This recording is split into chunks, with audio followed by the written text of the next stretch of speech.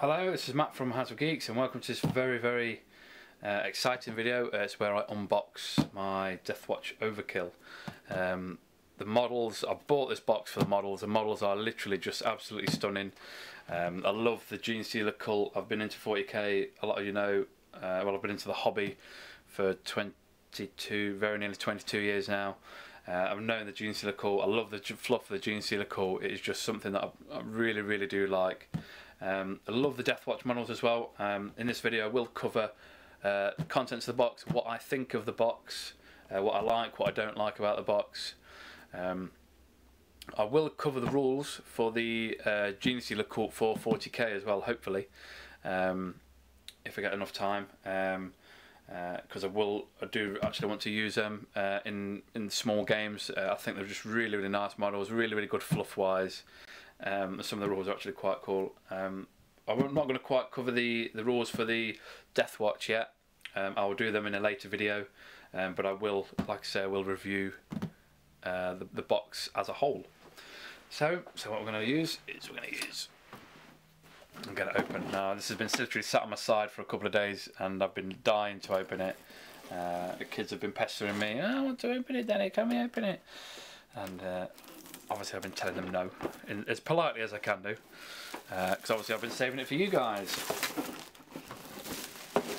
So I picked this up from my local wargaming store, which was Weekend Warlords. I picked it up for £80. It is £100 retail. They did a special offer where if you pre-ordered it you get an additional 5%. So they are 15% off. I pre-ordered it and got an extra 5%.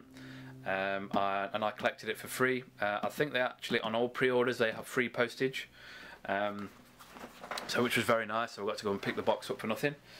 The other option was for Triple Helix Wargames. I was going to use Triple Helix Wargames, but as I was going to go into town on the same day of release anyway, I decided to order it from Weekend Warlords because I could just go in and pick it up straight away. So let's have a quick open look. Oh, smells like a new box. I love that smell. Sad, I know. Right, obviously we've got the rulebook. Very standard rulebook. Obviously in its cellophane. I imagine this has just got all the rules of how to play. Scenarios. I've heard that there's quite a few scenarios. I've heard it's a very fun game to play. I am looking forward to gluing the models together and getting them painted. I'm going to paint them in my own colours I've got planned for a Tyranid army when I come around to doing it. So we'll leave that there. Tiles, cardboard tiles, very standard for a Games Workshop box game, board game. What is nice is the fact that it is a board game and you can use the models for 40k. They've released 40k rules, they are free to download. Go on the Games Workshop website, they are on there for free. Tiles are very nice. They look like almost A4 size. There is 1, 2, 3, 4, 5, 6, 7, 8 tiles. So whether you use all 8 tiles or whether you use a certain amount and change them, they seem to be double-sided as well. They are embossed, I think that's the correct word. So they have got a slight texture to them. They are quite nice. Dice. Who doesn't like free dice? They will just go in my dice box, add to the collection. Bubble wrap. I'm not going to review the bubble wrap because the kids will have that. They'll have hours of fun with that. That's probably why they wanted me to open it in the first place. Bases. These are the new size bases. I think these are 32mm base, standard G-dub base now, round base. Whether I use these or not, I don't know. I really do prefer the old size base. I mean, I'll quickly grab one of these. Compared to these, they are so much smaller. I mean, they're literally, yeah, they're so much smaller. I think I just prefer the smaller base. That's a personal preference. There are pros and cons to having the smaller base. There are pros and cons to having the larger base. Obviously, there's a lot of bases here because there's a lot of models in the box. And then we've got obviously the bike base, I imagine, and larger bases here for larger models, I suppose. Terminator base. So yeah, cards. Okay. I imagine these are for the characters. So you've got the Deathwatch team and the Tyranids. Obviously the Genestealer cult have, I think it was 3 characters, a Magus, some form of captain, and a pure strain Patriarch Genestealer. So I imagine they're just like quick reference cards possibly. I would like to do a battle report, I suppose, for this. This would be quite cool. I'll be able to play one of my friends. More cards. They have the Tyranid symbol on them, so I imagine they are some form of tactical bonus or I don't know what they are. They seem quite nice. Psychic powers maybe. Quite nice. Obviously they're all straight. They're all nicely cut. There's no blemishes. There's no divots in them. So they all seem to be in a very good condition. A measuring device. Obviously, I imagine it is for range when you're actually playing the board game. So you've got obviously you've got assault range, combat range, and maximum range. Obviously, I imagine each range has got separate bonuses or different bonuses and negative effects. I suppose if you find a weapon at maximum range, it might be a bit harder to shoot or what. I don't know. But let's get on to the good stuff now. The models. The models, standard G-dub layout, so they are literally in lots and lots of pieces. There's possible room for conversion by the looks of it. Is there some instructions here? There's no instructions, which I'm surprised about. The instructions are probably be with a book. This is obviously all the Genestealers, so it looks like the Genestealers with auto guns and the Genestealers with combat weapons. Not Genestealers, hybrids, sorry. Forgive me. Also a pure strain Genestealer there in that bottom corner. Again, it is just literally full of models. G-Dub are very good at laying out their models on sprues to maximise the amount of models you get on your sprues. Recently, the Games Workshop models have been very, very good quality. So that's sprue number 1. This is sprue number 2. And again, it's exactly the same layout as the first one. So I imagine it just being really, really good quality. So it's obviously double them up. So I've got ×2 of everything there. This looks like the sprue for the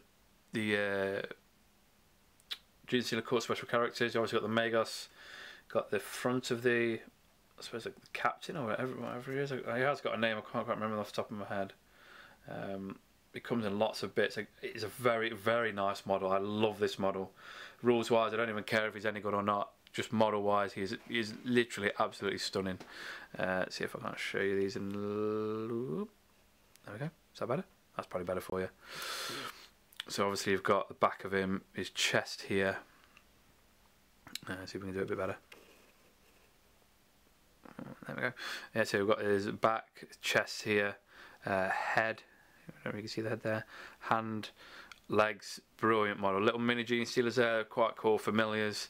The Magus, obviously that'll be the inside of him. Little Genestealer, little mini Genestealer there, bless him. Oh. Again, stunning model. Some great detail here, great details. Sorry.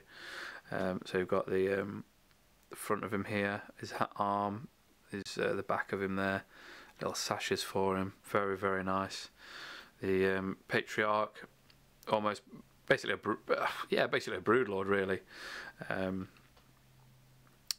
yeah, that's the front of him. Some nice claws, nice pose here. He's basically on a like a vent system.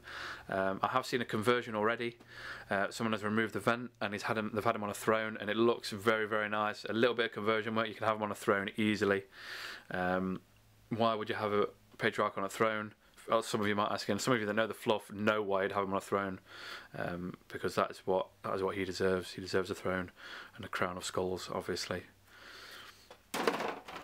Marine wise, we've got here. We've got obviously some Dark Angel Psyker, some I don't know, so another Psyker, possibly Ultramarine or Raven Guard, is he? See, I don't know until I actually look at the destructions. Chaplain Cassius, I imagine that's who he is. Salamanders, obviously Terminator there, really nice sculpt. Some of these models would make really good additions to whatever Marine Force you are playing, you're using. Some of them are literally just stunning sculpts. Games which have, really have outdone themselves here, really, for the quality of the models. A lot bigger sprue here, obviously finishing the models off. I see Raven Guard, Blood Angel models, Space Wolf there. Obviously the Raven Guard guys, obviously running with the clawed lightning claw, very nice model. Blood Angels has got a hand flamer, very nice. White Scars model is stunning. I'd probably have him, probably cut his head off and have a helmet on him. That's just me though, but it is a stunning model. I like the fact as well you have a little eagle here. That's very nice. I don't actually see how you would model it, put it on the model. Maybe you could put it on a little stem, little flying base stem, and have it on a base by itself, just flying about, just for cosmetic purposes. It's very nice. Then here you've got someone from Heavy Weapons. Heavy Weapons Imperial Fist, I think. I don't know the names of the characters yet. Obviously not had a look at the book. Obviously Iron Hands, obviously metal leg. Fury on the side of the gun there. Very nice models. So yeah, so that is the unboxing. Initial thoughts of the box. Very nice. Very good quality. Models are very nice. Models are stunning, really. Like I say, that's literally the only reason why I bought the box. If the game is really good, that's an added bonus. But I just literally love the models. Leave the bubble wrap for the kids. Kids love that stuff. My reviews on it. I think it is very good money, very good for what it is. It's £100 Games Workshop price. I got it for 80, obviously through a discount store. I would recommend it from, if you're living in the UK, Triple Helix Wargames. I think they sell it for, they're selling it for £78. It's not quite 25%. Maybe I think it's because they're having issues with the stocking, because of how quick they sold out. So they're having to put up the price for a shipping cost for them to ship it from Games Workshop. Like I say, I got mine for £80, so just £2 more, but I was able to go and pick it up that day. I didn't have to wait a couple of days for it. If I was going to give it a mark out of 10, I would probably happily give it a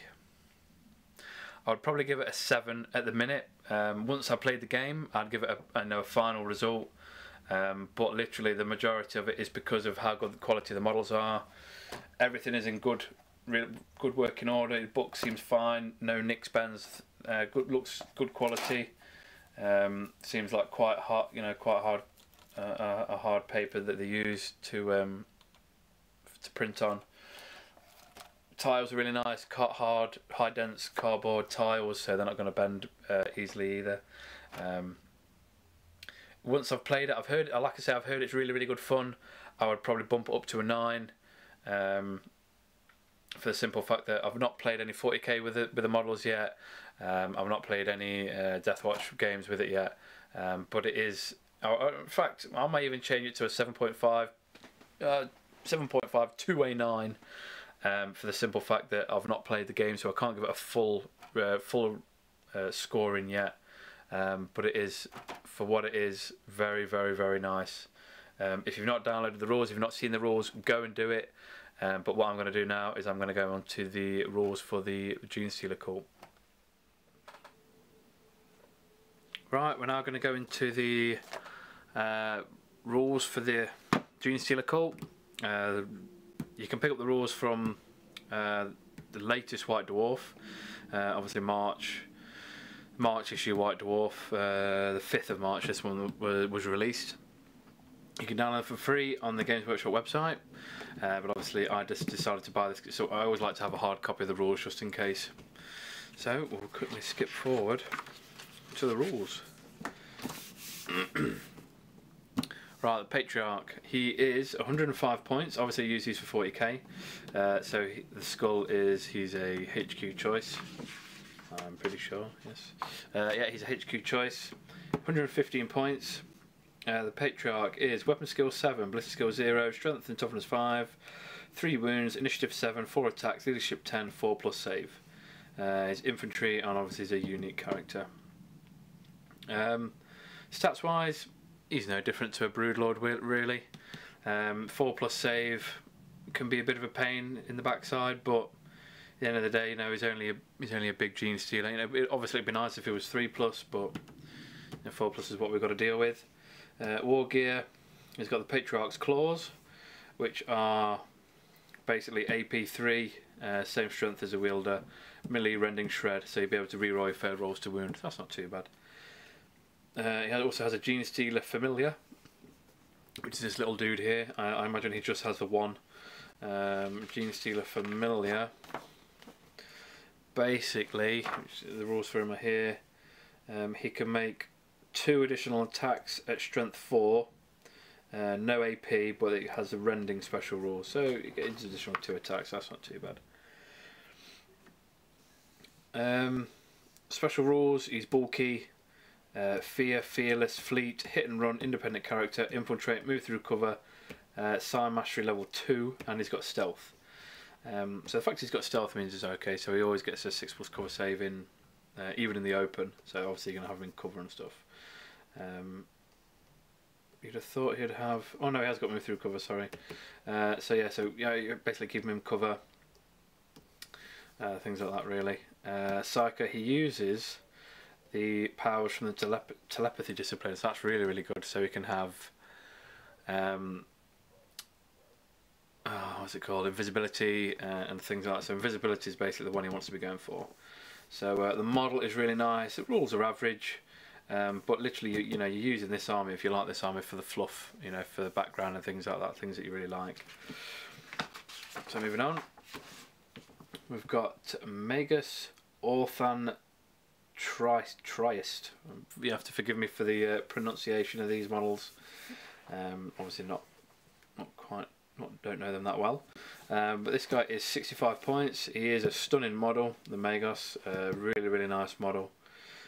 He is weapon skill 4, ballistic skill 4, strength and toughness 3, 2 wounds, initiative 4, 2 attacks, leadership 9, strength 5. Infantry, and he's obviously a unique character. War gear wise, he's got an auto pistol, 4 stave, and Genestealer familiar. We know what the Genestealer familiar does because we just spoke about that. Independent character, and he's a Psyker level 2. Also takes powers from the telepathy discipline.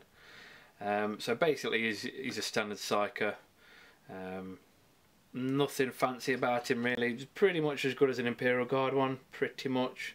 Apart from the fact he's got a Genestealer familiar just to help him in combat if he gets dragged into combat at all. Yeah, 65 points isn't too bad for the model because he's, you know, quite cheap. So you just basically have him in a unit, casting his psychic abilities basically.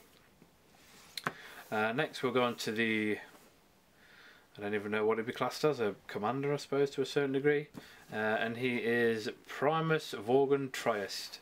So I assume the Triest is part of the clan or something like that they're part of. He is weapon skill, ballistic skill 4, strength 4, toughness 3, 2 wounds, initiative 4, 3 attacks, leadership 10, and 5 plus save. Yeah, so he is also infantry, and obviously unit composite is obviously 1. War gear, he's got a needle pistol. The needle pistol is a range of 12, strength X, AP 6, but it is obviously pistol and it's poison 2+, so you're going to be wounding everything on 2+, apart from obviously gargantuan creatures. He's got a bone sword, which is a standard Tyranid weapon basically. It is strength as user, so strength 4, AP 3, melee, life drain. Life drain is any to wound rolls over 6 by this weapon cause instant death, basically. So that's pretty cool. He has only got 3 attacks. He's got a pistol and close combat weapon, so he's actually got 4 attacks, 5 on the charge. On average, you might roll 1/6 every other round of combat. You know, it's not too bad. It's nothing too pokey in it, but it's not bad at all.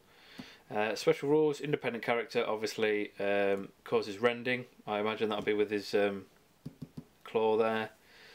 And he's also a zealot, so if you put him with a combat unit, they obviously get the zealot special rule, which is quite nice. So that's probably what you want to be doing basically. Next, I'm going to go into the some troops. Are they all HQ? Yeah, they were all HQ. So troops choices, and these are the favoured disciples. And these are 85 points. These look like the combat variant of the standard, well, the standard Genestealer cult kind of thing. The more Genestealer than human. So the rules for these, they are weapon skill 4, ballistic skill 3, strength 4, toughness 3, 1 wound, initiative 4, 2 attacks, leadership 8, 5+ save. Infantry, and basically for the unit, for 85 points, you're going to get 12 acolytes, hybrids. Rules wise, you can tell they're tailored for combat because they're weapon skill 4, strength 4, and they've got 2 attacks as standard. So straight away, you know they're tailored for combat basically. They've got an auto pistol and close combat weapon, so the 2 attacks goes obviously straight up to 3. War gear wise, they've got an auto pistol, close combat weapon, rending claws, and blasting charges, which are basically assault grenades. The gear will obviously increase their attack by 1 because obviously auto pistol, close combat weapon, so they're going to have 3 attacks base and have 4 attacks on the charge. So it's not too bad. Obviously got rending claws, so they've got they're mainly attacks called a rending, so again that's pretty good. Special rules wise, fearless, so you haven't got to worry about them. Haven't got to worry about their leadership 8 at all. So that's actually really good, really helpful. Again, model wise, they are very nice. I'll quickly check the models in a bit. But if there's only just that one model with a sash, that could be like the guy that's in charge, which is really nice. Even though they haven't got rules for like a sergeant or anything, it's always nice just to have that one model that stands alone. That is, just like fluff wise, he's in charge of that unit kind of thing.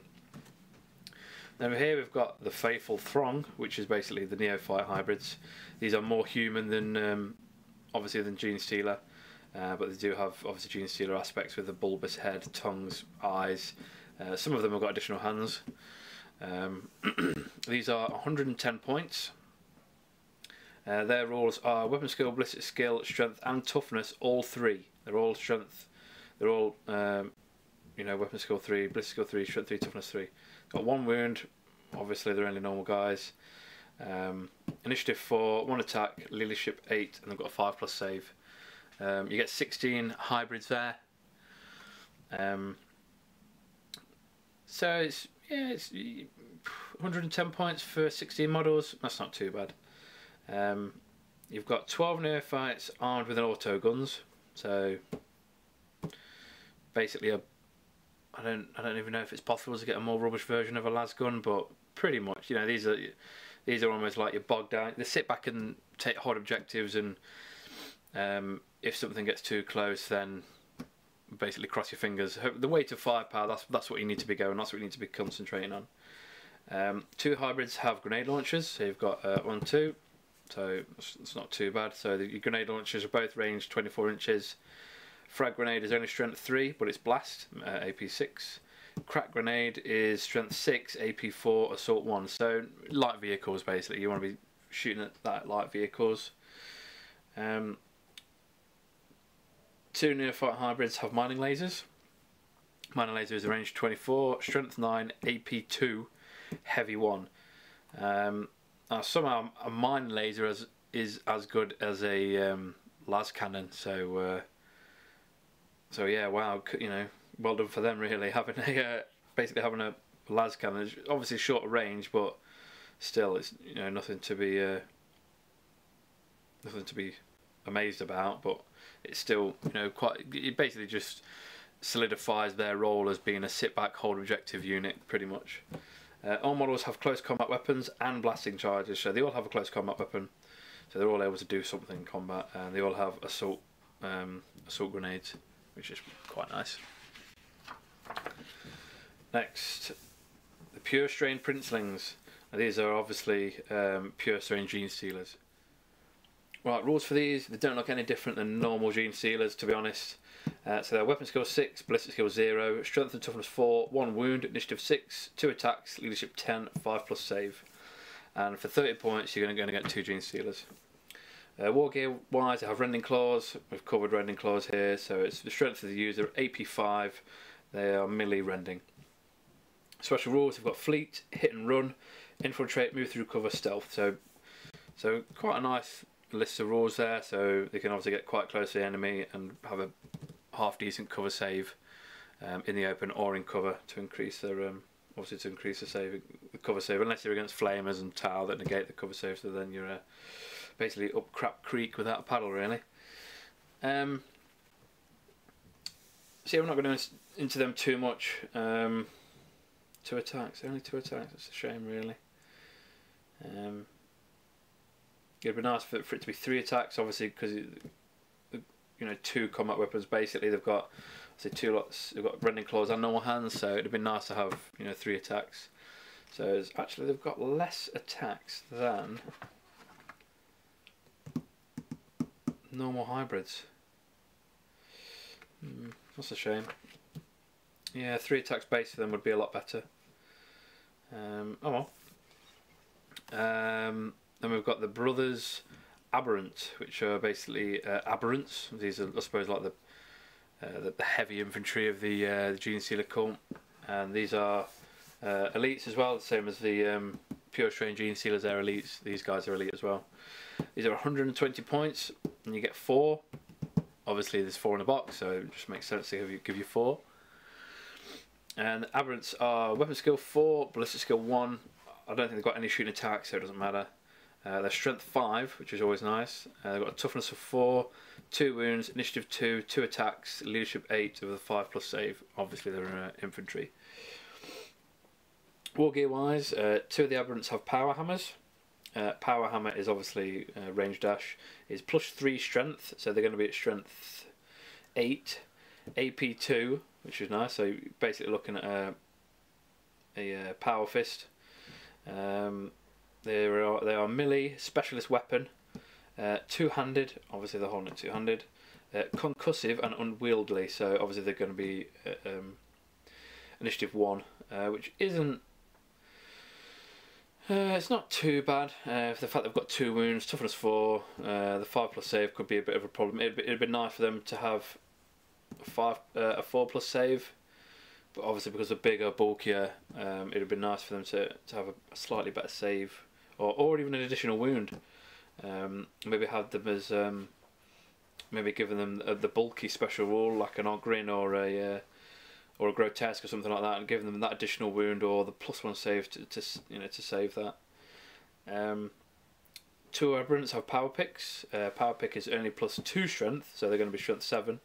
AP 3, they're melee and unwieldy as well, so they're going to be striking at initiative 1. So yeah, these guys are armed at basically taking out Space Marines or light vehicles, or I suppose heavy vehicles to a certain degree. Obviously being strength, strength 8.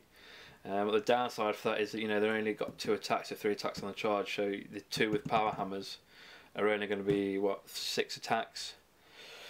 So it's something to be careful of. But by no means by any means is this a powerful list or formation or powerful models. It's nice to see that they've given them rules, so they're giving people the option to take them. But I'll give you my final thoughts obviously once I've finished reading this. All models have rending claws. Know what rending claws do. We've covered pretty much every model has rending claws. I don't know why you would give them rending claws if they've already got the weapons are better. Probably because obviously if you're giving them the option of rending claws, they don't have to use, they don't have to go strike last. But if they're both melee weapons, they get additional attack. I think so, possibly. I think they do actually. So yeah, 3 attacks I suppose. It's not too bad. Special rules, stubborn, so they're always going to be leadership 8. It's not too bad, and they've got feel no pain. So well, that's not too bad then. So at least they're always going to get the 5+ feel no pain. Obviously, unless it's something's firing at them that's strength 8 or more, then you can just kiss them goodbye, basically. Right, which then brings us on to the last part, which is the formation. Right, the formation is 600 points for the formation, and basically it is everything in the box. So everything I've just spoke about is the formation. So you've got the Patriarch, the Magus, the Primus, the Pure Strain Princelings, the Favoured Disciplines, Faithful Throng, and the Brothers Aberrant. So it is literally everything in the Deathwatch box. Everything in there you use as a formation. So as a formation, everything gets stealth and everything gets infiltrate. Now a lot of the things already have stealth and infiltrate, so I think it's only beneficial for the Brothers Aberrant, the independent characters, and the two hybrid units. So obviously the Pure Strain and the Patriarch get it anyway, but also Ambush is unhollowed, or Ambush the Unhollowed should I say, and that is basically all models in this formation, all units in this formation that deployed using the Infiltrate special rule have the Shrouded special rule until the start of the second turn. So your first turn, your turn 1, you're all going to automatically have Shrouded and Stealth, because you've got Stealth there, so you're automatically going to have Shrouded, so you're going to have a 4+ cover save in the open straight away, as long as you infiltrate. Now infiltrate is, I think you must set up 18 inches away from the enemy. So even if you set up 1 inch out of your deployment zone, you know, it's still classed as infiltrating. So you're still going to get that rule. So that's something to remember. You don't have to set up the 18 inches, but you know you want to be sticking in cover as well with everything here. You want to be stacking as much cover as you can do to obviously keep these guys alive, because their saves are pretty rubbish. So yeah, we'll have Shrouded to the start of the second turn and can attempt to charge on the first turn, so that's not too bad. So if you set up 18 inches with the Brothers Aberrant, you know, you get to move 6 inches, so you're only going to be 12 inches away. You know, there's an enemy unit that's also infiltrated or scouted or whatever, you know, you could possibly charge first turn. In addition, when the Patriarch or when the Pure Strain Princelings deploy using the Infiltrate special rule, they can set up anywhere on the table that is more than 1 inch away from the enemy unit, whether deployed units can draw line of sight to them or not. That's not too bad. So you can set up 1 inch away from an enemy unit in the open wherever you want, as long as you're 1 inch away, and you can assault them turn 1. Obviously if you get turn 1. If you don't get turn 1, don't do it, because they're just going to get blasted to hell. But if you know you're going to get turn 1, you know, it's worth that risk really, because you're going to be, you know, assault turn 1. So you'd probably be better off putting the Princeps in the squad of the Pure Strain, the Princeling. So you're going to be putting him in the same unit as these. So obviously there'll be extra 1 wound each, so but you know, extra 2 wounded bodyguard to have him, because you want him into combat straight away really. So that's not too bad. So first turn charge for these 3 guys, and then you've got Broodmind Telepathy. Whilst Patriarch Gorsair is alive, basically all units and models have the Fearless and Adamantium Will special rule. So everything in the army has Adamantium Will, as long as which one is it? The Patriarch is alive, and everything has Fearless. So things that are stubborn and things like that will always get Fearless. So that's actually quite nice. And that is it really. Obviously it goes on for some stories and a bit of background in the latest White Dwarf painting guides. My thoughts on that: oh, it's not too bad. 600 points for that formation. It's not too bad. It gives you an excuse to use everything in the box for a Warhammer 40,000 game. It would be nice if it gave you the option to increase the squad sizes. So obviously get, I don't know, like the pure strain Princelings, where are they? I mean, they're 30 points for 2, so obviously I imagine there'll be 15 points each. But it'd have been nice to have the option to increase squad sizes, because there's nothing to stop anybody going and buying 2 boxes of this and having obviously 2 lots of Genestealer core. Obviously you could just take 2 formations, but it would be nice to be able to increase squad sizes, especially for the Aberrants, you know, the big Aberrant guys, and the pure strain. So these two, it'd be nice to increase their squad sizes. But other than that, yeah, it's not too bad formation really. It'd be quite fun for small games. Like I say, 600 points. It's not too bad really.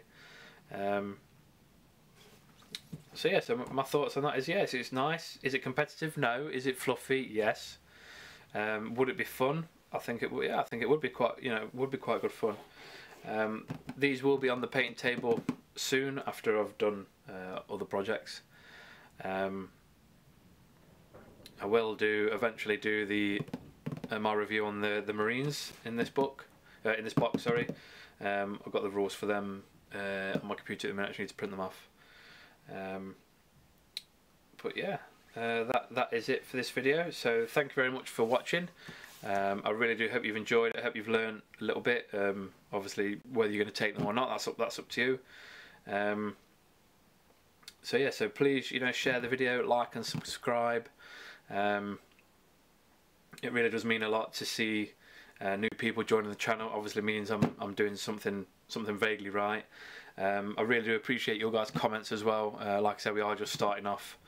It is really nice to have comments, and obviously the channel is changing literally every time someone suggests something. Pretty much, if it's a good idea, it will be definitely taken into consideration. If it's somewhere, you know, if it's a direction I don't particularly want to go in, you know, I will always let the person know.